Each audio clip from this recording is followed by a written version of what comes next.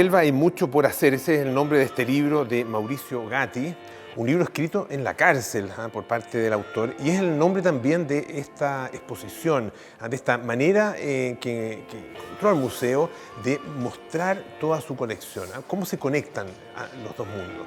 Si uno empieza a leer el libro, es una suerte de fábula, podríamos decir, política, respecto de la propia condición de él. En el fondo le cuenta en un lenguaje que pueda entender su hija por qué él está encarcelado y la esperanza que él tiene de salir.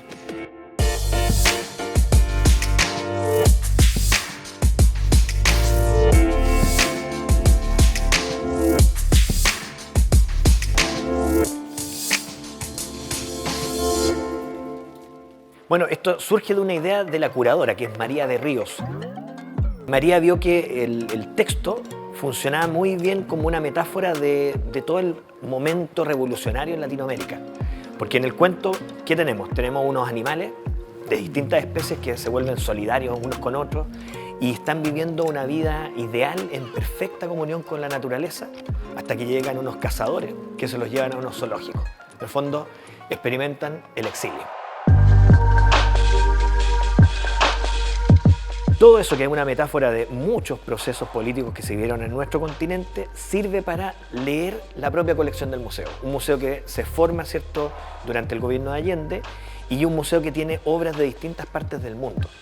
Y como en el cuento hay animales, lo primero que hicieron, o que hizo María Berrío, fue seleccionar junto al equipo obras de la colección en que hay animales.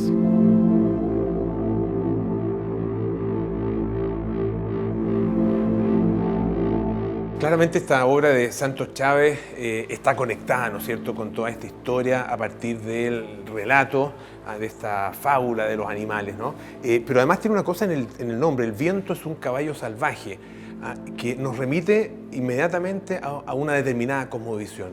Sí, de todas maneras, la cosmovisión mapuche. Santos Chávez era un artista mapuche. Esta relación con la naturaleza, esta visión de verla como una fuerza dotada de sentido, como lo vemos acá, ¿cierto? Es muy marcada la cabeza del caballo y se va diluyendo, y vemos el color del caballo como un tono poquito más oscuro que el fondo. Entonces hay una fusión también del animal con esta energía. Es una obra de pura energía y que tiene mucha relación también con lo que propone el cuento, porque la fábula en el fondo es un grupo de animales, que es un grupo de humanos finalmente, que están conectados con el entorno y tienen una relación solidaria y una relación cuidadosa con la naturaleza. Y aquí uno se da cuenta, además, al extrapolar, digamos, este mensaje, la manera como el animal se transforma en otra cosa completamente distinta si tú lo sacas de este entorno y de esta conexión tan íntima con la naturaleza. Y lo mismo pasa con el ser humano, en definitiva. Totalmente.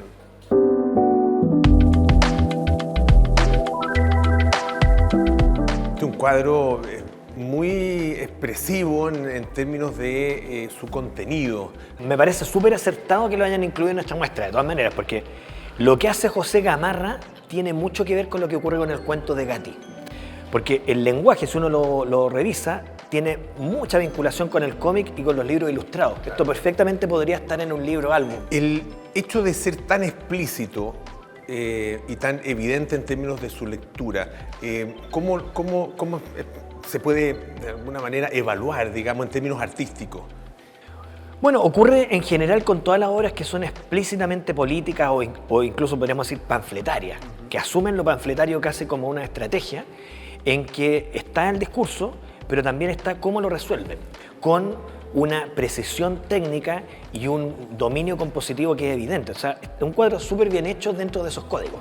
Y claro, habla del militarismo, ¿no es cierto?, de la presencia yanqui, pero también del militarismo, y uno lo puede conectar con este otro cuadro donde hay muchísimas figuras y elementos de carácter militar, pero puestos acá como en una especie de juego. Sí, la idea del tablero de juegos la estaban trabajando varios artistas y esta esquematización pop también. Por ejemplo, Gianfranco Baruchello, o el ver la realidad como un tablero de juego lo hacía Øyvind Falström, entre otros.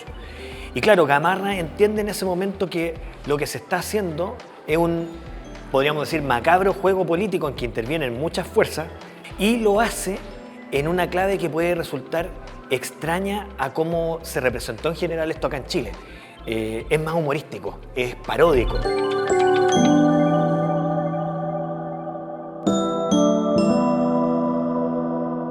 Aquí con estas obras, César, estamos claramente en otro momento de esta historia, ¿no? El momento de la calle, el momento de la fuerza, de la violencia, de la represión.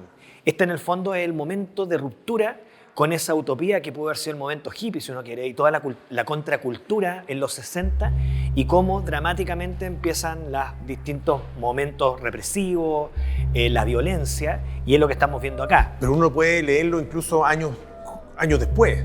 Uno lo puede leer en los 70, eso por ejemplo, lo puede leer después del golpe, lo puede leer de muchas maneras, Se desde actualiza Chile incluso, permanentemente. pese a ser un artista español, ¿no es cierto? Y que no estaba pensando en hechos que obviamente ni siquiera habían sucedido todavía. Totalmente, o sea, la historia lamentablemente se encarga siempre de actualizar los hechos de violencia. O sea, si uno hace una obra de guerra y no pone ninguna señal específica, o una obra que tiene que ver con la violencia en todas sus formas, como está ocurriendo acá, o sea, va a mantener su vigencia siempre.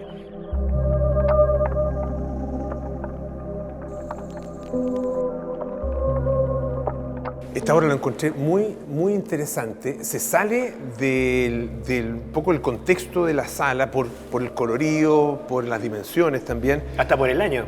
Hasta por el año, esto es del año 83, de una artista argelina, y claro, uno lo empieza a mirar y empieza a descubrir una serie de cosas que remiten a otro tipo de represión, a otro tipo de cárcel.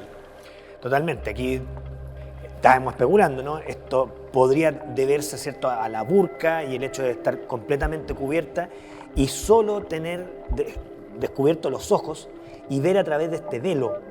Pero más allá de eso, podría no tener que ver con ninguna de las cosas que hemos nombrado, si es evidente que hay represión y que la única parte del cuerpo que puede ver a través de este muro prácticamente que está delante son los ojos, unos ojos que, recordemos, están muy abajo porque esta exposición está pensada para niños. Por lo tanto, un niño lo más probable es que se va a enfrentar directamente con esa mirada que está ahí prácticamente entre rejas.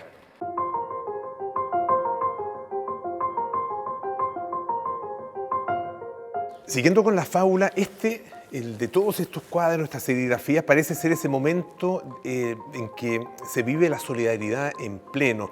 De hecho, la parte de la muestra se llama El pueblo tiene arte con Allende. Claro, o sea, estoy muy de acuerdo con la reflexión porque es un momento en que los artistas se pliegan al proyecto de la Unidad Popular y creo que este proyecto serigráfico habla de lo mismo. Por una parte, una técnica fácil de reproducir, por lo tanto, estas carpetas seguramente circularon simultáneamente en varias partes y por lo tanto acercaban el arte a la gente, algo que como idea sigue vigente. O sea, vemos muchos proyectos que tienen esa idea de llevar el arte a todos y esto estaba en esa coordenada. Algunos tienen pequeños textos, ¿no es cierto? Pero en general son solamente imágenes, pero de todas maneras dan la sensación de ser no solo cuadros, sino que afiches, como para ser puestos en la calle, para llamar la atención acerca del arte o acerca de algún mensaje en específico. De todas maneras, bueno, hay que pensar que es un momento muy importante de la gráfica política en general. Tenemos el afiche cubano. A fines de los 60 en Perú también hay un tremendo auge de la gráfica. Y en general en todo el continente se vive un momento muy especial con esta disciplina.